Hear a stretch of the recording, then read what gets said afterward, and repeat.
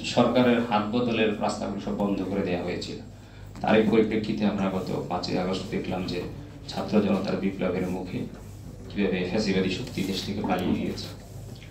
তো পালিয়ে যাওয়ার পরই আমাদের দেশে একটা বিভিন্ন সেক্টরে একটা শূন্যতা বিরাজ করতেছে।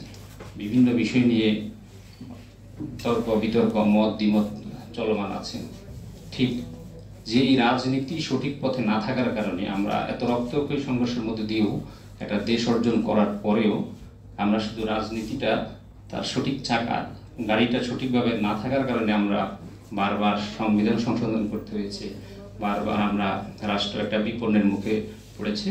সেই রাজনীতি কিভাবে সঠিক হতে পারে আমরা বিপ্লব পরবর্তী সময়ে সেই রাজনীতি গঠন নিয়ে আলোচনা করব এবং স্পেশালি আমরা এই রাজনীতিতে তরুণ প্রজন্ম, বিশেষ করে যেহেতু আমাদের গত বিপ্লবটা তরুণ প্রজন্মের হাত দিয়ে হয়েছে, তারাই নেতৃত্ব দিয়েছে, সেই কারণে এই রাজনীতি নতুন রাজনীতি যে বন্দোবস্তের কথা বলা হচ্ছে, নতুন রাজনীতি গঠনের কথা বলা হচ্ছে, সেই গঠনে তরুণদের যে কি ভাবনা হতে পারে, তাদের প্রস্তাবনা কি হতে পারে, আমরা সেই বিষয়গুলো নিয়ে আলোচনা করব। আজকে এখানে আমরা বিভিন্ন তরুণ সংগঠনের নেতৃবৃন্দদেরকে এনেছি যারা বিপ্লবের সাথে একেবারে ওতপ্রোতভাবে জড়িত ছিলেন। এছাড়াও রাজনীতি বিশেষজ্ঞ, বিভিন্ন একাডেমিশিয়ান এবং বিভিন্ন চিন্তকদেরকে আমরা এখানে এনেছি। আমরা চাচ্ছি যে পলিটিক্যাল কনসাসনেসের মাধ্যমে একটা সুন্দর একটা রাজনৈতিক চর্চা আমাদের মধ্যে তৈরি হবে, যেন আগামী বাংলাদেশে এভাবে আর কখনো কোনো স্বৈরাচারী অথবা ফ্যাসিবাদী কেউ বাংলাদেশের রাষ্ট্র ক্ষমতায় না আসতে পারে। সেই সুন্দর রাজনীতির বিনিময়ে আমরা নবপ্রজন্মের প্রত্যাশা ও প্রস্তাবনা নিয়ে আজকে এখানে সেমিনারটি অনুষ্ঠিত হতে যাচ্ছে। আজকের সেমিনারে আমাদের মাঝে কিনোট স্পিচ দিবেন আমাদের তরুণ প্রজন্মের চিন্তক এবং গবেষক, বিশেষায়িত ম্যাগাজিন মতামতধর্মী ম্যাগাজিন জবানের সম্পাদক রেজাউল করিম রনি ভাই, যিনি ইতিমধ্যে সাউথ এশিয়ার ফ্যাসিজমের রেজিং বিষয়ে তিনি অত্যন্ত বিদগ্ধ একজন গবেষক।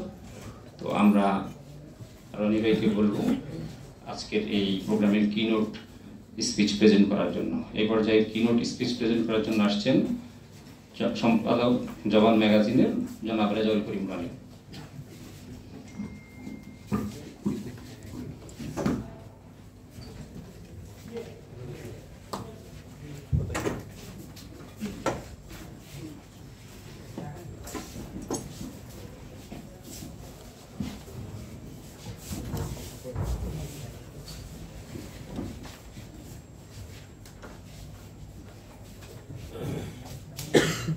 আসসালামু আলাইকুম।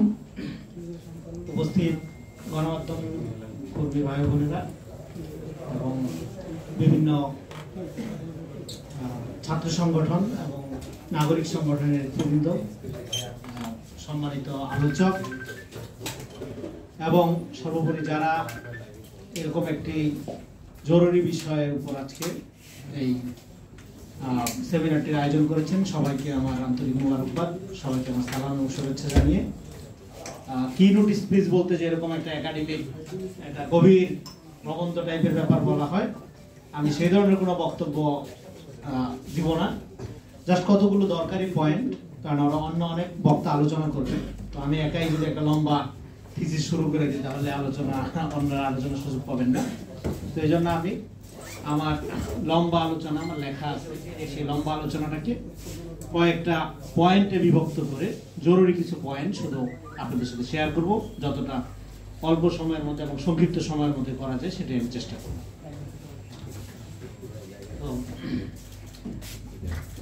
আমাদের এই একটি কথা সবার প্রথমে বলে শুরু করতে চাই আমার আলোচনা, সেটা হলো যে এই অভ্যুত্থানের পরে আগামীর বাংলাদেশের রাজনীতি কি হবে বা রাজনীতির ভবিষ্যৎ বা রাজনৈতিক দলগুলোর ভবিষ্যৎ কি হবে সেইটা নির্ভর করে আওয়ামী লীগের ব্যাপারে কে কি পজিশন নিচ্ছে তার উপরে। অর্থাৎ আমরা আওয়ামী লীগকে কিভাবে ডিল করব সেইটাই আমাদের আগামী দিনের রাজনীতি নির্মাণ করতে একটা বড় ভূমিকা রাখবে বা মুখ্য ভূমিকা রাখবে, এটা আমরা বলতে পারি। কিন্তু আমরা এখন কি দেখছি, এই ধরেন একটা রক্তক্ষয়ী গণ অভ্যুত্থানের প্রায় 4 মাস অতিক্রান্ত হতে চললো। তো এই 4 মাসের মধ্যে দেখা যাচ্ছে যে আমরা বেসিক্যালি আওয়ামী লীগকে ডিল করতে প্রায় ব্যর্থ হয়েছি। বিভিন্ন রাজনৈতিক দল, সংগঠন, ব্যক্তি, মিডিয়া, হ্যাঁ, আওয়ামী লীগের ব্যাপারে একটা সিদ্ধান্ত নেওয়ার ক্ষেত্রে আমরা দেখলাম যে নিদারুণভাবে আমরা ব্যর্থ হয়ে চলেছি। এবং এই ব্যর্থতার কারণে যেটা হচ্ছে যে এই গোটা অভ্যুত্থানটাই এবং তার অর্জনটাই প্রশ্নবিদ্ধ হতে শুরু করেছে। তাহলে আমাদের প্রথমত লাগবে কি আওয়ামী লীগের ব্যাপারে, আওয়ামী লীগকে আমরা কিভাবে ডিল করব, কিভাবে আওয়ামী লীগের বিষয়টি সুরাহা করবো, সেই বিষয়ে আমাদের একটা ঐক্যমত লাগবে বা আমাদের একটা চিন্তা ভাবনা লাগবে। তো সেই চিন্তা ভাবনার ক্ষেত্রে আমাদের একটা নিদারুণ দ্বৈনতা সমস্ত রাজনৈতিক দলগুলোর ব্যাপারে দেখা গেছে। কেন দেখা গেছে? সেক্ষেত্রে আমার ক্ষুদ্র মস্তিষ্কের অনুধাবন হলো আমাদের এখানে রাজনীতি করতো শুধুমাত্র আওয়ামী লীগ একাই এবং ৭১-এর পর থেকে, এবং অন্যান্য যে দলগুলো রাজনীতি করতো তারা আওয়ামী লীগের ছত্রছায়ায়, হ্যাঁ, যাদেরকে আমরা ফ্যাসিবাদের দোষর হিসাবে দেখছি, আর যারা বিরোধিতা রাজনীতি করতো বা বিরোধী দল হিসাবে করতো তারা আওয়ামী লীগের প্রতিক্রিয়ায় রাজনীতি করত। যেই কারণে এখানে রাজনীতির কোনো বিকাশ হয়নি। বিকাশ হতে যা হয়েছে সেটা একটা ফ্যাসিবাদী রাজনীতির বিকাশ হয়েছে। এবং ফ্যাসিস্ট রাজনীতির প্রতিক্রিয়া যে রাজনীতি, সেইটাও ফ্যাসিবাদের নানা আপনার ধরেন যে এই কি বলে খাসিলত বা আসর, সেগুলো থেকে মুক্ত হয়নি। সেটা আমরা বিভিন্ন বিরোধী দলের রাজনৈতিক তৎপরতা, কথাবার্তার মধ্যে মাঝে মাঝে দেখা যায় আওয়ামী স্রোত ভাইসে ওঠে তাদের মধ্যে। হ্যাঁ, তারা নিপীড়িত হয়েছে, তারা জীবন দিচ্ছে, তারা 15 বছর অকথ্য অবর্ণনীয় নির্যাতনের মধ্যে দিয়ে গেছে। কিন্তু রাজনীতি ডিল করার ক্ষেত্রে তারা একটা আওয়ামী বিরোধী, আওয়ামী রাজনীতির পজিশন নিয়ে বসে রয়েছে। কেন এই অবস্থা হচ্ছে? এই অবস্থা হচ্ছে কারণ হলো আমরা আওয়ামী লীগকে রাজনৈতিক শক্তি আকারে এখনো মনে করি, এবং আওয়ামী লীগ যে একটা ফ্যাসিস্ট শক্তি, এবং কি লেভেলের, কি রূপের, কি ধরনের ফ্যাসিস্ট শক্তি, সেটা আমরা আমার ধারণা এখনো বুঝতে পারিনি। হ্যাঁ, আমরা কথায় কথায় ফ্যাসিবাদ বিরোধী, হ্যাঁ, ফ্যাসিস্ট একটা গালি হিসাবে ব্যবহার করি, কিন্তু আওয়ামী ফ্যাসিবাদের ধরনটা কি, আওয়ামী লীগ আসলে কি করছে, এই জিনিসটা আমরা বুঝতেই পারিনি। হ্যাঁ, এখন কথা হলো না বুঝে কি আমরা একটা অভ্যুত্থান করে ফেলছি। হ্যাঁ, অভ্যুত্থান করার জন্য এত বোঝাবুঝির দরকার হয় না। আমরা সবাই ভিকটিম ছিলাম, এবং আমরা জানি অভ্যুত্থান হইল সমাজের বিভিন্ন শ্রেণী পেশার বিভিন্ন গোত্রের মানুষের, হ্যাঁ, একটা অভূতপূর্ব ঐক্যের ফলাফল হইল অভ্যুত্থান। সেটাই হয়েছে। এখন সেই ঐক্যের ভিত্তিতে একটা অভ্যুত্থান হয়েছে এবং ফ্যাসিস্ট শক্তির আপনার পালাই গেছে বা তার পরাজয় হয়েছে, তার মানে এটা না যে আপনার আমার রাজনৈতিক দায়িত্ব শেষ হয়ে গেছে, বরং আমাদের শুরু হয়েছে রাজনৈতিক দায়িত্ব, যে আমরা কোন ধরনের রাজনীতি আগামীর জন্য নির্মাণ করব। তো সেদিক থেকে আমাদের আওয়ামী লীগকে ডিল করার একটা সোবার পদ্ধতি লাগবে। সেই পদ্ধতির বিষয়ে আমি আলোচনা করব।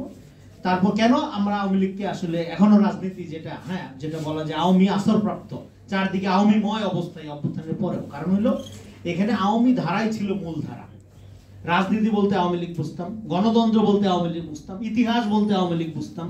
মানে কি, আপনার ইতিহাসের আমাদের এখানে ধর মুক্তিযুদ্ধ একটা উদাহরণ হিসেবে যদি বলে যে মুক্তিযুদ্ধের ইতিহাসের বয়ান, এটা কিভাবে এখানে আসছে, এটা একটা জনযুদ্ধ ছিল। সমাজের এই অভ্যুত্থানের মধ্যেই সমাজের বিভিন্ন শ্রেণী পেশার মানুষ অস্ত্র তুলে নিছে, এবং আপনার পাকিস্তানের যারা চাকরিজীবী ছিল, মানে বাঙালি অফিসার ছিল, তাদের ভূমিকা দেখেন এই অভ্যুত্থানের মধ্যে সেনাবাহিনীর ভূমিকার মধ্যে একটা মিল পাবেন আপনি। হ্যাঁ, উই রিভোল্ট বলে তারা আপনার অস্ত্র তুলে নিছে। তাদের জীবনের কি হবে না হবে সেটা তারা চিন্তা করেন। যদি বাংলাদেশ ক্রিয়েট না হইতো, বাংলাদেশ সৃষ্টি না হইতো, তাদের প্রত্যেকের কোর্ট মার্শাল হইতো, ফাঁসি হইতো। পলিটিশিয়ানদের ফাঁসি হওয়ার রিস্ক ছিল না, তারা নেগোসিয়েশন তো করতেছিল। 7 মার্চের পরও তো দেনদরবার চলতেছিল। তো এই যে আপনার রেভলিউশনারি স্পিরিট, এটা জনগণের মধ্যে ছিল। তারপরে সেটা একটা আওয়ামী মুক্তিযুদ্ধ হয়ে গেল, তাই না? এই আওয়ামী মুক্তিযুদ্ধ হওয়ার কারণটা হলো আপনার এই মুক্তিযুদ্ধকে বর্ণনা করছে যারা, বয়ান করছে যারা, ন্যারেট করছে যারা, তারা ছিল মুক্তিযুদ্ধের যুদ্ধ থেকে বহু দূরে, হ্যাঁ, কলকাতা প্রবাসী ৭১-এর সময়। সেখান থেকে বেরোতে এসে যেহেতু যুদ্ধে তারা অংশগ্রহণ করেনি, এবং তৎকালীন সোভিয়েত চিন্তার অনুগত যে ভারতীয় বাঙালি বুদ্ধিজীবী গুকুল বা বুদ্ধিজীবী গোত্র, এরাই এই মুক্তিযুদ্ধকে একটা আওয়ামী প্যাকেজ এবং ইসলাম বিরোধী যুদ্ধ আকারে তারা জনগণের মধ্যে চাপাই দিচ্ছে। এবং তার বাই প্রোডাক্ট হিসাবে এখানে আমরা দেখলাম কি 54 বছরে পরিপুষ্টভাবে হাজির হয়েছে, হ্যাঁ, আমাদের প্রগতিশীলতা, আমাদের মুক্তিযুদ্ধের চেতনা, আমাদের গণতান্ত্রিক ধ্যান ধারণা এবং সাংবিধানিক স্পিরিটের সর্বোচ্চ বাই প্রোডাক্ট হিসেবে আমরা কি পেলাম? আওয়ামী ফ্যাসিবাদ। এই তো আমাদের রাজনীতি। তো সেই ফ্যাসিবাদের বিরুদ্ধে একটা গণ অভ্যুত্থান হয়েছে, এবং সেই গণ অভ্যুত্থানটা কারা করছে? গণ অভ্যুত্থান সমস্ত মানুষই করছে, সর্বস্তরের জনগণই করছে, রাজনৈতিক কর্মী, অরাজনৈতিক কর্মী, ছাত্র, জনতা, কৃষক, শ্রমিক সবাই ছিল সারা বাংলাদেশে। এত ম্যাসিভ মুভমেন্ট, হ্যাঁ, যারা গবেষণা করে তারপরে অনেক লোকজন বলতেছে এটা 69 এত ম্যাস লেভেল আছে, মানে শিশু কিশোররা এই লেভেলে ইনভলভ হয়, স্কুলের বাচ্চারা এই লেভেলে ইনভলভ হয়নি। এবং আমাদের পলিটিশিয়ানদের আমি মনে করি লজ্জিত হওয়া উচিত। আমাদের সামষ্টিক পলিটিক্যাল ফেইলিওরের কারণেই এত এত মানুষের এই বাচ্চা কিশোর, হ্যাঁ, 15-16 বছরের বাচ্চা, এই ছেলেটা এই মেয়েটা অমিত সম্ভাবনাময় ছিল। কে জানে, সে হয়তো আইনস্টাইনের মতো প্রতিভাবান হইত, সে হয়তো নজরুলের চেয়ে বড় সাহিত্যিক হইত, কিন্তু তাকে হাসিনার বুলেট তাকে কেড়ে নিল। এই যে বাচ্চা, এই বাচ্চাই বলবো আমি, তারা 18 বছরের নিচে বা 16 বছরের নিচে, এদের সব সংখ্যাই তো বেশি নিহত, তাই না? এবং গাজার পরে আমি যেটা বারবার বলতেছি, এত শিশু কিশোর আর কোথাও তো নিহত হয়নি। তাহলে এত এইরকম বাচ্চাদের আপনার আত্মদান, জীবনের বিনিময়ে আপনি একটা অভ্যুত্থান এবং হাসিনাকে বা এরকম একটা ফ্যাসিস্ট শক্তিকে যে আপনি হটাইতে সক্ষম হলেন, এটা তো আসলে কোনো গর্বের বিষয় না। এটা তো রাজনৈতিকভাবে আমাদের লজ্জিত হওয়ার বিষয় যে আমরা আমাদের শিশুদের, আমরা আমাদের বাচ্চাদের প্রোটেক্ট করতে পারি নাই। মানে আমরা এমন একটা রাজনীতি নির্মাণ করতে পারি নাই যেটা 54 বছরেও পারি নাই, যেটা আমাদের বাচ্চাদের প্রোটেক্ট করতে পারে। বলে এখন বাচ্চাদের এই বিপ্লবের, হ্যাঁ, গর্বে আমরা গর্বিত হয়ে যাব, এটা লজ্জাজনক, এটা হওয়া উচিত না। এটা আমাদের বরং লজ্জিত হওয়া উচিত যে আমরা আমাদের বাচ্চাদের প্রোটেক্ট করতে পারি নাই, তাদের রাস্তায় দাঁড়ায় জীবন দিয়া এই ফ্যাসিবাদকে উৎখাত করতে হচ্ছে। এটা আমাদের কালেকটিভ পলিটিক্যাল ফেলিওর আকারে দেখতে হবে, এবং সেই ফেলিওর এখনো কন্টিনিউ চলতেছে। আমাদের এখনো কোনো রাজনীতি তৈরি হয়নি, রাজনীতি নির্মাণ হয়নি। কেন নির্মাণ হয়নি? কারণ আমরা এখনো আওয়ামী লীগকে বুঝতেই পারিনি। আমরা এখনো আওয়ামী বিরোধী, আওয়ামী পলিটিক্স, হ্যাঁ, বড় বড় ঝাড়ি দিই, বড় বড় বক্তব্য ছাড়ি, হ্যাঁ, বড় বড় অ্যাক্টিভিজম করি, কিন্তু আওয়ামী লীগকে আমরা কিভাবে ডিল করব সেই ব্যাপারে আমাদের এখনো কোনো আপনার, আমি বলবো, সুচিন্তিত, সুগঠিত, হ্যাঁ, মতামত সমাজে তৈরি করা যায় না। সেটা একটা বড় সমস্যা, হ্যাঁ। এবং এই আওয়ামী লীগের পতনের পরে আমরা এখন যে অবস্থার মধ্যে আছি, এটাকে আপনি বলতে পারেন যে একটা লেট ফ্যাসিজমের মধ্যে আমরা আছি। চারদিকে দেখবেন আওয়ামী লীগ, কোথাও নাই এটা আওয়ামী লীগ, এটা আফটার শেখ হাসিনা। এই ফ্যাসিজমের এই টাইমটাকে আপনি বলতে পারেন ফ্যাসিজম আফটার শেখ হাসিনা। তো এই লেট ফ্যাসিজমটাকে, হ্যাঁ, এই বিলম্বিত, এই সফট ফ্যাসিজমটাকে আপনি যদি সমাজে মোকাবেলা করতে না পারেন, তাহলে নতুন রাজনীতি নির্মাণ করতে পারবেন না।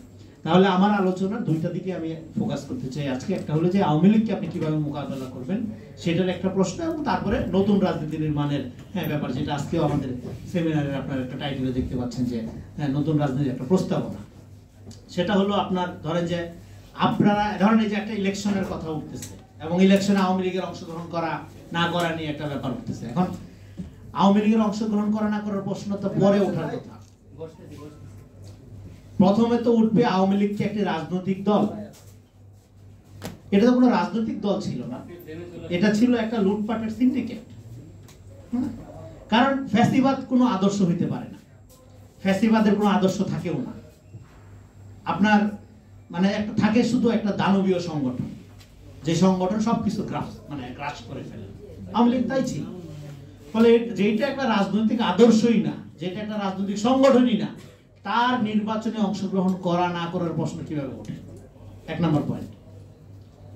2 নম্বর পয়েন্ট হলো, আপনি যদি মনে করেন যে আওয়ামী লীগেরও রাজনীতি করার অধিকার আছে, আবার আপনি মনে করেন যে না, আপনি ফ্যাসিবাদ বিরোধী, এটা তো হইতে পারে না, এটা তো কন্ট্রাডিক্টরি।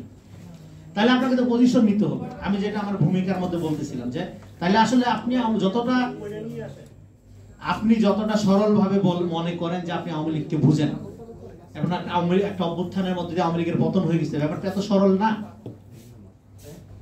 আপনি একই সাথে ফ্যাসিবাদ বিরোধী, গণতন্ত্রের জন্য সংগ্রাম করেছেন লম্বা সময় ধরে, এবং একটা গণতান্ত্রিক রাষ্ট্র চান, আবার গণতন্ত্রের নামে আওয়ামী লীগকেও একটা রাজনৈতিক অধিকার দেওয়ার ব্যাপারে আপনার একটু কি বলে যে, হ্যাঁ, আপনি সিদ্ধান্তহীনতায় ভুগছেন।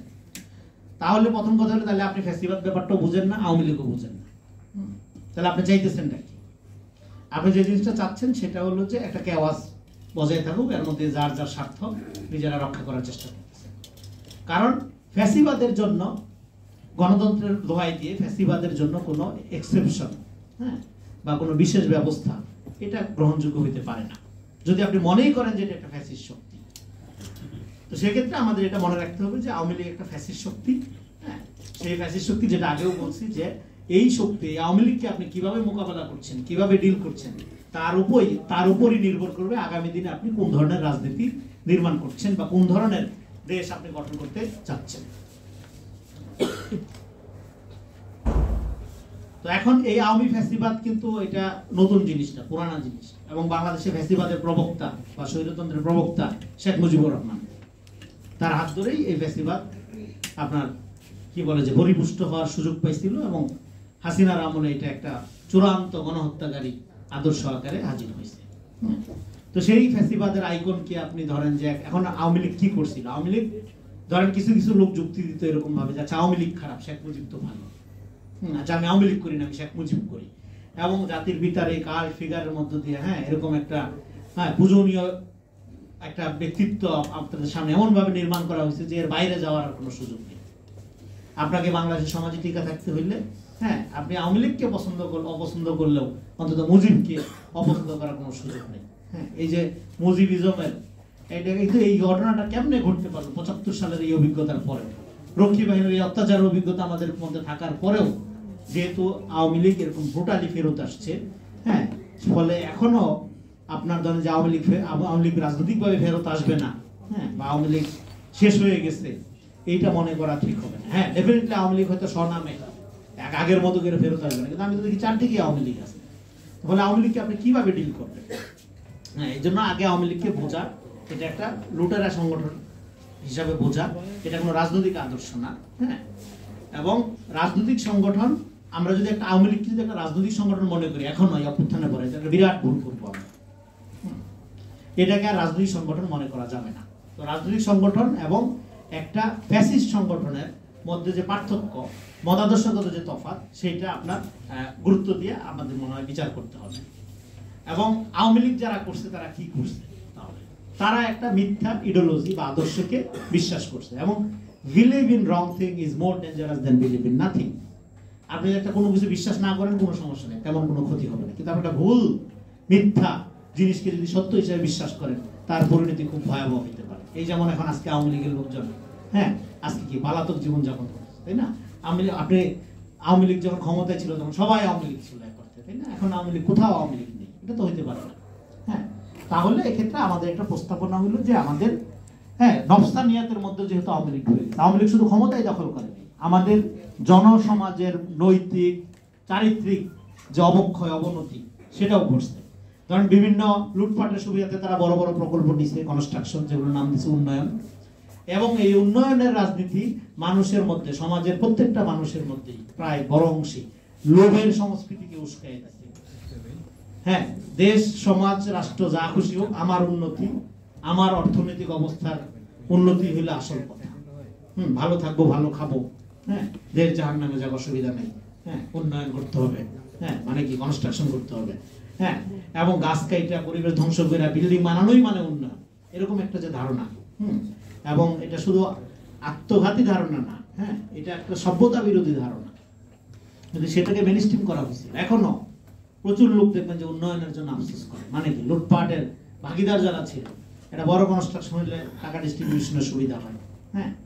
তো এই যে অবস্থাটা, এটা এই যে উন্নয়নের সংস্কৃতির মধ্যে দিয়ে যে লোভকে সমাজের মূল স্পিরিট আকারে জারি করা হয়েছিল, তাতে করে সমাজের মোরাল ফেব্রিক যেটা আমরা বলি, নৈতিক যে জায়গাটা, এটা ধ্বংস হয়ে গেছে। সেটাকে রিবিল্ড না করে, সেটাকে পুনরুদ্ধার পুনর্গঠন না করে আপনি যতই বলেন ভালো রাষ্ট্র ভালো গঠন করবে, সম্ভব না। আপনি মনে প্রাণে পলিটিক্যালি আওয়ামী বিরোধী হইতে পারেন, কিন্তু কালচারালি আপনি আওয়ামী লীগের, কারণ আপনি এখনো ঘুষ দিয়ে চাকরি নেওয়ার ব্যাপারে আগ্রহী, এখনো আপনি মনে করেন যে আপনি সবচেয়ে যোগ্য লোক, সুবিধাটা আপনারই নিতে হবে, আপনি কিন্তু আওয়ামী বিরোধী, কিন্তু আপনি আওয়ামী লীগের। তো এই যে বাংলাদেশ একটা আওয়ামীময় বাংলাদেশ, এখান থেকে বের করার একটা ইঞ্জিনিয়ারিং আমাদের লাগবে। সেটার জন্য আমরা বললাম যে বিআওয়ামীকরণ একটা প্রক্রিয়া লাগবে। এই বিআওয়ামীকরণ প্রক্রিয়ার ফলে আপনি একটা লম্বা আলোচনা ছোট করে করতেছি। বিআওয়ামীকরণ প্রক্রিয়াটা কিভাবে হবে, এটা দ্বিতীয় বিশ্বযুদ্ধের পরে এরকম সবাই নাৎসি সমর্থক ছিল, কিন্তু জার্মানিতে হিটলারের ভক্ত হাসিনার চেয়ে বেশি ছিল, কিন্তু সেখানে ডিনাৎসিফিকেশনের একটা প্রকল্প মিত্রবাহিনী চালাইছিল লম্বা সময় ধরে, 5 বছর 7 বছর ধরে। সাউথ আফ্রিকাতে 96 সালে ম্যান্ডেলা গভর্নমেন্ট সেটা চালাইছিল ট্রুথ অ্যান্ড রিকনসিলিয়েশনের নামে। তো আমাদের এখানে কনফেশন দরকার। আমাদের এখানে আওয়ামী আমলে যারা আওয়ামী লীগের সাথে ছিল, এখন আওয়ামী বিরোধী আকারে হাজির হয়ে বড় বড় সুবিধা নিচ্ছে। এই কারণে প্রশাসনে একটা বিশৃঙ্খলা দেখা যাচ্ছে, যে দেখা গেছে আওয়ামী লীগ আমলেও সে আওয়ামী লীগ সেই যে একটা সুবিধা নিচ্ছে, এখন আওয়ামী লীগ নেই সেই বড় বিপ্লবী, সেই সব বড় ভিক্টিম। হ্যাঁ, সে হয়তো বিএনপি জামাত করতো, কিন্তু আওয়ামী লীগের সময় আওয়ামী লীগ হয়ে গেছিল। এই আওয়ামী লীগ হয়ে যাওয়ার ফলে সে আত্মশক্তি হারাইছে, সমাজে ফ্যাসিবাদের বিরুদ্ধে প্রবল প্রতিরোধের ক্ষেত্রে একটা স্টেক কমছে। তো এই অবস্থাগুলোর মধ্যে থেকে আপনার চরিত্রের মধ্যে আমাদের আওয়ামীকরণ করছে। সেই জন্য আমাদের ওই ডিনাচিফিকেশনের জন্য মতো আমাদের বিআওয়ামীকরণ প্রকল্প নিতে হবে। ট্রুথ অ্যান্ড রিকনসিলিয়েশনের মধ্যে দায় মুক্তি, দায় আপনার স্বীকার করবে যারা আওয়ামী লীগকে চাঁদা দিচ্ছে। যেমন ধরেন আওয়ামী লীগের যারা পদধারী নেতা কর্মী, তাদের তো ধরেন উপরে অর্ডার ছিল যে ছাত্রদের উপর আক্রমণ করতে হবে, মানে দমাইতে হবে। তার মানে তারা একটা ফৌজদারি অপরাধে অপরাধ। তাহলে এবার আপনি তাদেরকে বিচারের আওতায় আনেন। কিন্তু যারা সমর্থন করছে, যে চাঁদা দিচ্ছে, এই চাঁদায় ধরেন অস্ত্র কেনা হয়েছে, কিনা ছাত্রদের হত্যা করা হয়েছে, 15 বছর ধরে নির্যাতন করা হয়েছে, সেও তো অংশগ্রহণকারী এই অন্যায়, তাই না? এবার তার বিচারটা কি একই রকম হবে? একই রকম তো হবে না। অন্যদিকে গত 15 বছর ধরে যারা আওয়ামী লীগের অত্যাচারের শিকার হয়েছে, এখনো তারা ট্রমা থেকে বের হইতে পারে না, এখনো মানুষের মধ্যে ভয় লাগে, এখনো অনেকে বলে যে লিখতে গেলে আগের মতো লিখে, কারণ অভ্যাস, 15 বছরের অভ্যাস। তাহলে দুই সাইডে ট্রমাটিক। এক হলো হাসিনা পালায় যে আওয়ামী লীগের লোকজনকে ট্রমার মধ্যে ফালাই দিয়ে গেছে, আর আওয়ামী লীগের নির্যাতনের মধ্যে দিয়ে লম্বা সময় ধরে, হ্যাঁ, লক্ষ লক্ষ মানুষ একটা নির্যাতনের মধ্যে দিয়ে একটা ট্রমার কন্ডিশনের মধ্যে আছে। এটা হলে আমাদের এই ট্রমা থেকে হিলিং একটা প্রসেস লাগবে। হ্যাঁ, কথায় কথায় আওয়ামী বিরোধী, বিএনপি বিরোধী, জামাত বিরোধী, এই রাজনীতির দিন এখন না, এখন হলো রাষ্ট্র গঠনের দিন। তাহলে রাষ্ট্র গঠন কিভাবে করবেন যদি সমাজকে আপনি হিলিং করতে না পারেন, সমাজকে যদি আপনি ট্রমা মুক্ত করতে না পারেন?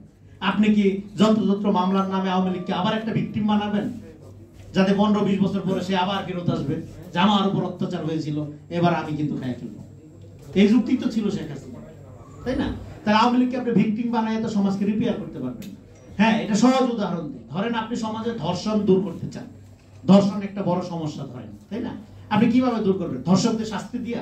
না, জীবনেও ধর্ষকদের শাস্তি দিলে ধর্ষণ বন্ধ হবে না। আপনাকে ধর্ষণ করা অবশ্যই খারাপ জিনিস, জঘন্য জিনিস, ধর্ষকদের আপনি শাস্তি দিবেন। কিন্তু আপনি যদি সমাজ থেকে এটা নির্মূল করতে চান, তাহলে খুব ধর্ষণ যে একটা খারাপ ব্যাপার, এবং ওমেন নন রেপেবল সাবজেক্ট, এটা যে ধর্ষণ যোগ্য কোনো বিষয় না, এই ধারণা আপনাকে সমাজে প্রতিষ্ঠা করতে হবে। ঠিক সেইভাবে রাজনীতি এবং আওয়ামী লীগ এক জিনিস না। হ্যাঁ, আপনি রাজনীতিও চাবেন এবং আওয়ামী লীগও চাবেন, তাহলে হবে না, দেশ গঠন হবে না। আপনার রাজনীতি বাংলাদেশে শুরু হবে এই কান্ট্রি উইদাউট আওয়ামী লীগ, এই পর্যায়ে থেকে। আওয়ামী লীগ মুক্ত একটা দেশ। এখন আওয়ামী লীগ করে বলে তারা আপনি হরে ধরে মামলা দিবেন, পিটায় মেরা ফেলবেন, এইটা পলিটিক্স না। আওয়ামী লীগের আদর্শটা, চিন্তাটা, এইটাকে সমাজে ডিসফাংশনাল করতে হবে, ডিসমেন্টাল করতে হবে, মানে মেয়াদ উত্তীর্ণ ওষুধের মতো বানাইতে হবে, যে এই জিনিস করা যাবে না। আগে করছো ঠিক আছে, ভুল। ছোটবেলা না মানুষ না বুঝে একটা শিশু তো বিষও খাইয়ে ফেলে, যদি আপনি বিষের বোতল, পানির বোতল রাখেন তো বাঁচতে পারবেন। আওয়ামী লীগ যে ইমোশনাল রাজনীতি শুরু করছিল, তাতে করে একাকার হয়ে গেছিল মানুষ, এবং তাতে দুনিয়াবি লাভের হিসাব ছিল, নগদ টাকা পয়সার ব্যাপার ছিল, লুটপাটের সুবিধা ছিল। হ্যাঁ, তো ফলে আমরা পুরা পদ্ধতির যে আওয়ামীকরণ হয়েছে, সেক্ষেত্রে আপনার এই বিআওয়ামীকরণ প্রকল্প আমাদের ডোর টু ডোর চালু করতে হবে। এটা সময় লাগুক, 10 বছর লাগুক, কিন্তু এই ধর্ষণের মতোই আপনার ধর্ষকদের বিরুদ্ধে আপনি আন্দোলন করে লাভ নেই। খুব ধর্ষণ একটা ক্যাটাগরি আকারে, একটা চিন্তা আকারে, একটা ধারণা আকারে, এইটার যদি আপনি বিলুপ্তি ঘটাইতে পারেন, তাহলে আর ধর্ষক খুঁজে বিচার করার দরকার পড়বে না। ঠিক সেইভাবে আওয়ামী লীগ একটা চিন্তা আদর্শ আকারে আপনি যদি মোকাবেলা করতে পারেন, তাহলে কে আওয়ামী লীগ করছে, হ্যাঁ, এবার তারে পার করে দেওয়ার জন্য 2 কোটি টাকার বাণিজ্য, এবার তারে পুলিশের মামলা বাণিজ্য, হ্যাঁ, তার ব্যবসা বাণিজ্য, দখলের বাণিজ্য, এগুলো দরকার পড়বে না। এবং আপনার সমাজে এর মধ্যে দিয়ে এমন একটা সচেতনতা তৈরি হবে যে কোন ধরনের রাজনীতি সে আগামীতে করবে, সেই বিষয়ে তার একটা হুঁশ তৈরি হবে। হ্যাঁ, তাহলে কারণ রাজনৈতিক চিন্তাটা একটা জীবন মৃত্যুর মতো একটা জরুরি বিষয়। আপনি হরে ধরে যে কোনো পার্টি করলে হবে না, করলে পরিণত হবে আওয়ামী লীগের। ফলে আপনি কোন ধরনের রাজনীতি আগামী দিনে করবেন, তার একটা শিক্ষাও জনগণের মধ্যে হবে। অন্যদিকে আওয়ামী লীগ যদি না থাকে সমাজে, চিন্তা আকারে, আদর্শ আকারে, ধারণা আকারে, দর্শন আকারে, ভারত বাধ্য হবে তার বাংলাদেশ পলিসি চেঞ্জ করতে। আপনার আর ভারতের বিরুদ্ধে প্রত্যেকদিন বক্তব্য দেওয়ার দরকার হবে না, প্রত্যেকদিন ভারতের বিরুদ্ধে আমাদের অবস্থান নেওয়ার দরকার হবে না। ভারতের পেয়ারা আশিকি যদি না থাকে, তাহলে লাভ কি? বাধ্য হবে পলিসি চেঞ্জ করতে। বলে আপনাকে বিআওয়ামীকরণ, a country without Awami League, Awami League মুক্ত একটি দেশ পাইতে হবে। এতে করে আওয়ামী লীগ যারা সমর্থক, তাদের পিটায় মেরা ফেলবে, এটা পদ্ধতি না। তাদেরকে বুঝাইতে হবে এটা ভুল আদর্শ। মানুষ মাত্র অপরাধ করবে এটা কোনো কথা না, কিন্তু মানুষ মাত্র ভুল করতে পারে। অপরাধ যারা করছে তাদেরকে আপনি ফৌজদারি অপরাধের জন্য ট্রাইব্যুনাল হয়েছে বিচারের মধ্যে আনেন, ভালো কথা, কিন্তু যারা এই চিন্তার অনুসারী তাদেরকে আপনার হিলিং করতে হবে, তাদেরকে রাষ্ট্র গঠনের প্রকল্পে সামিল হওয়ার সুযোগ দিতে হবে। আপনি হোলসেল এনিমি তৈরি করে, মানে গড়পড়তা সমাজের মধ্যে ডিভিশন তৈরি করে এটা পারবেন না। কারণ বাংলাদেশের সমাজে এখানে আওয়ামী লীগ, বিএনপি, জামাত ধরেন 3 ভাই থাকলে 3 ভাই 3 দল করে। এখন এক ভাই এর বিরুদ্ধে আরেক ভাই আপনি ক্লিনজিং চালাতে পারবেন? তাতে ঘরে ঘরে বিধবা হয়ে যাবে। বলে আমরা মুখেই যত বোঝাই বলুক রাজনৈতিক নেতা কর্মীরা, হ্যাঁ, একটা মাইরা কেটা পালাই দিবে, কিচ্ছু করবে না। বিএনপি, জামাত, আওয়ামী লীগের এগুলোর আত্মীয়তা সম্পর্কের কথা তো আপনারা সবাই জানেন। তো একজন আরেকজনের মাইরা ফেলবে? ও নিজ দায়িত্বে নিজের ছেলে মেয়ের বিধবা বানাবে না। যেটা করা সম্ভব, যেটা করবেন আপনি সেটা বলেন। সেটা হলো আপনি আওয়ামী লীগকে, হ্যাঁ, একটা সমাজে রাজনৈতিক শক্তি আকারে এটা সর্বোচ্চ বিকাশ আমরা দেখে ফেলছি। এটা একটা গণহত্যাকারী চেতনা, চিন্তা। এইটা কোনো রাজনীতি হইতে পারে না। ফলে এই রাজনীতি থেকে আপনি সমাজকে রেস্কিউ করেন, মুক্ত করেন, তাহলে আপনি একটা নতুন রাজনীতি শুরু করার অবস্থায় যাবেন। এখন নতুন রাজনীতি শুরু করার ক্ষেত্রে ফলে আমাদের বিয়ামীকরণের একটা প্রক্রিয়া লাগবে। এটা কমিশনের মতো করে হইতে পারে, এটা সরকারি উদ্যোগে হইতে পারে। সমস্ত রাজনৈতিক দলগুলো মিলে আপনারা কথা বলেন যে আপনারা আওয়ামী লীগকে কিভাবে ডিল করতে চান। আওয়ামী লীগকে একটা বিএনপি জামাতের মতো গত 15 বছর মতো একটা ট্যাবু আকারে রেখে আবার ডিল করবেন? গত 15 বছর বিএনপি জামাত খুঁজে মারছেন, এখন কি আওয়ামী লীগ খুঁজে মারবেন? একই সংস্কৃতি চালাবেন বাংলাদেশে? তাহলে কিসের অভ্যুত্থান, কিসের জীবন, কি অর্জন করতে চান? তাহলে কিছুই হবে না। তাহলে আপনাকে একটা কনস্ট্রাকটিভ পলিটিক্স করতে হবে, রিঅ্যাকশনারি পলিটিক্স করার দিন এখন। হ্যাঁ, আপনাকে প্রোঅ্যাক্টিভ পলিটিক্স করতে হবে, ক্রিয়েটিভ পলিটিক্স করতে হবে। এবং সেই ক্রিয়েটিভ পলিটিক্সের ক্ষেত্রে আমি মনে করি তরুণদেরকে আমাদেরকে একটা দায়িত্বপূর্ণ জায়গায়, হ্যাঁ, অবস্থান নিতে হবে এবং ভূমিকা পালন করতে হবে। সেক্ষেত্রে আরেকটা এখন আপনার হলে আওয়ামী লীগকে ডিল করার ক্ষেত্রে আমাদের পদ্ধতি হবে সাউথ আফ্রিকার মডেল বা হিটলার পরবর্তী জার্মানির যে মডেল, সেটা সেই মডেল হুবহু আমরা কপি করবো তা না, সেগুলো আমরা স্টাডি করতে পারি। সেখানকার অনেক আন্তর্জাতিক বিশেষজ্ঞদেরকে আমরা বাংলাদেশে রাখতে পারি, তাদেরকে নিয়ে সমন্বিতভাবে, হ্যাঁ, আওয়ামী লীগ এটা পাড়ায় মহল্লায় ঘরে ঘরে উদ্যোগ নেওয়া যেতে পারে। এটা একটা সুন্দর উৎসবমুখর উদ্যোগ হইতে পারে। আওয়ামী লীগ করাটাই অপরাধ না, আওয়ামী লীগ সমর্থন করাটাই অপরাধ না। হ্যাঁ, এটা যদি আপনি বুঝাইতে পারেন যে আওয়ামী লীগ করছে, সে সেখানে ছবিতে দুটো জুতার বাড়ি দিয়ে দুধ দিয়ে গোসল করে নতুন রাষ্ট্র করে নেমে গেল, সমস্যা কি? আর যে অস্ত্র নিয়ে নামতে গেছিল বা জমি দখল করছে বা বিএনপি জামাতের লোকের হত্যার সাথে জড়িত, তাকে আপনি বিচারের সুযোগ দেন। হ্যাঁ, তার যথাযোগ্য বিচারটা হোক, ঘরে ঘরে মামলা না হোক, আগের মতো গায়েবী মামলার কালচার যদি থাকে, তাহলে তো আমাদের রাজনৈতিক উন্নতি বলে কিছু হইল না, তাই না? তো ফলে এটা নানাভাবে করা যায়। এটা আমরা প্রস্তাবনা আকারে অনেকদিন যাবত বলতেছি। আমি এটা হাসিনা ক্ষমতায় থাকতে থেকে বলতেছি যে আপনার একটা ট্রুথ এন্ড রিকনসিলিয়েশনের প্রক্রিয়া লাগবে, নইলে আপনি এই সংগঠনে এতগুলো লোককে নিয়ে যাবে বলছেন, হ্যাঁ, বসাইছেন, আপনি বাঁচতে পারবেন না। নইলে বাংলাদেশ সারা জীবন আওয়ামী লীগ খুঁজে মারা সংস্কৃতি চালু থাকবে। বিরোধী দলের রাজনীতি যারা করে আওয়ামী লীগের লোকজনের ব্যবসা বাণিজ্য কেড়ে নিবে, হ্যাঁ, মামলার ভয় দেখায় তার ইয়ে করবে। তো এটা তো এইভাবে তো সমাজ হিলিং হবে না, সমাজ ঐক্য হবে না। বলে আওয়ামী লীগকে ডিল করার আমাদের একটা সোবার, ন্যায়সঙ্গত, নীতিবান, হ্যাঁ, এবং স্বাস্থ্যসম্মত একটা পদ্ধতি লাগে। এগুলি যেগুলো দেখতেছে এগুলো অস্বাস্থ্যকর পদ্ধতি, এগুলো কোনো এটাতে হিলিং হবে না, এতে জাতি গঠন হবে না। তো এখন নতুন রাজনীতির প্রস্তাবনার বিষয়ে 2-4টা কথা বলে আমি লম্বা আলোচনা শেষ করব। সেটা হলো এই অভ্যুত্থানটা একটা রাইট উইং অভ্যুত্থান হয়েছে। আপনারা মন খারাপ করেন আর যাই করেন, এটা মানতে হবে। কেন? কারণ মুক্তিযুদ্ধের চেতনা, বাম বাহিত, বাম লিঙ্কড মুক্তিযুদ্ধের যে আওয়ামী চেতনা, তার বিরুদ্ধে অভ্যুত্থান হয়েছে। এখন এখানে একটা গুরুত্বপূর্ণ ব্যাপার আছে। রাইট উইং বলতেই আমরা গ্লোবালি বোঝানো হয় যে এটা ফ্যাসিজমের সাথে সম্পর্কিত, যে ডানপন্থার উত্থান হচ্ছে। না, বাংলাদেশের ডানপন্থা আর ইউরোপ আমেরিকার ডানপন্থা এক না। ইউরোপ আমেরিকার ডানপন্থা মানে এটা আপনার মনে করা হয় যে এটা ফ্যাসিবাদের সাথে লিঙ্ক, আর বাংলাদেশের ডানপন্থীরা অ্যান্টি ফ্যাসিস্ট মুভমেন্ট করে গণ অভ্যুত্থান ঘটাইছে। এটা আকাশ পাতাল বিপরীত ধারণা। তাহলে এখানে ডানপন্থীদেরই একটা বড় দায়িত্ব হলো যে সমস্ত ফেইথের ফ্রিডম নিশ্চিত করা, একটা প্লুরাল ভ্যালু বেসড রাষ্ট্র। এই জন্য আমরা বলতেছি ইডিওলজি, মতাদর্শ এগুলো থাকবে সমাজে, রাষ্ট্র হবে ভ্যালু বেসড। সেই ভ্যালুটা কিরকম হবে? নাগরিকের সাথে রাষ্ট্রের সম্পর্ক একটা বিশ্বস্ততার, ট্রাস্ট বেসড একটা সম্পর্ক হবে। জনগণ বইলে আর চিল্লাচিল্লি করার দরকার নেই। জনগণের নামেই এই সমস্ত অপরাধ, হ্যাঁ, অন্যায়গুলো করা হয়েছে। আমরা আর জনগণ থাকতে চাই না, আমরা নাগরিক হিসেবে রাষ্ট্রের সাথে আমার যে সম্পর্ক সেটা আমরা নির্মাণ করতে চাই। আমি আওয়ামী লীগ হই, বিএনপি হই, ফ্যাসিজম তো যেহেতু আমরা পোস্ট ফ্যাসিজম পিরিয়ডে কথা বলতেছি, হ্যাঁ, আমরা ধরে নিচ্ছি যে আর ফ্যাসিজম ফেরত আসবে না বা ফ্যাসিজমের অবস্থায় রাজনীতি যাবে না।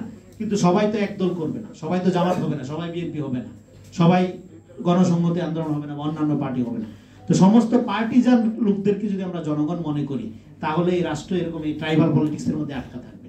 আমাদের সিটিজেন আকার আমি যেই দল করি না কেন, রাষ্ট্রের কাছে আমার যে অধিকার, হ্যাঁ, রাষ্ট্রের প্রতি আমার যে দাবি দায়িত্ব, এটা যেমন থাকবে, আবার আমার অ্যাক্সেসও থাকতে হবে। হ্যাঁ, শুধু আমি বিএনপি সমর্থক হলে আমার অ্যাক্সেস থাকবে, জামাত সমর্থক হলে অ্যাক্সেস থাকবে, এরকম না। হ্যাঁ, পাহাড়ি সাঁওতালি যাই হোক, আমি নাগরিক আকারে আমার সমান অ্যাক্সেস থাকতে হবে রাষ্ট্রের কাছে। এরকম একটা নাগরিক সমাজের বা নাগরিক সুলভ রাষ্ট্র আমাদের নির্মাণ করতে হবে। সেজন্য রাষ্ট্র হবে ভ্যালু বেস। সেই ভ্যালুটা এটা প্লুরাল এথিক্যাল, বা এটাকে বলা হয় যে আপনার প্লুরাল এথিক্স বা এথিক্যাল প্লুরালিটি, যেটা সেটা আমাদের চর্চা করতে হবে। এবং সেই এথিক্সটা ডেরাইভ করার ক্ষেত্রে যেহেতু এখানে বেশিরভাগ মানুষ ইসলামী মূল্যবোধের, হ্যাঁ, সেক্ষেত্রে ইসলাম একটা গুরুত্বপূর্ণ ভূমিকা পালন করতে পারে। হ্যাঁ, রাষ্ট্র ধর্ম এগুলোর কথা বললে তো মুসলমানদের দিন দিন অপমানই করা হয়েছে। একদিকে রাষ্ট্র ধর্ম বলতেছেন, আর একদিক দিয়ে হ্যাঁ টুপি দাঁড়িয়ে দেখলে আপনি জঙ্গি বানাচ্ছেন। তো এগুলো তো দরকার নেই। তারপরে ট্রুলি মিন করতে হবে। হ্যাঁ, এটা আলেমী সমাজদেরও বুঝতে হবে। হ্যাঁ, তাদের অন্যদের এবং অন্য কমিউনিটির অধিকার রক্ষার ক্ষেত্রে মেজরিটি কমিউনিটি যারা সংখ্যাগরিষ্ঠ যারা, তাদের দায়িত্ব বেশি। সেক্ষেত্রে আমাদের এরকম একটা রাষ্ট্র যদি আমরা চিন্তা করতে পারি, গঠন করতে পারি, তাহলে আমার মনে হয় যে এত ত্যাগ রক্তক্ষয় এটা একটা অর্থ পাবে। হ্যাঁ, সবাইকে আমার কথা শোনার জন্য আন্তরিক ধন্যবাদ। আসসালামু আলাইকুম।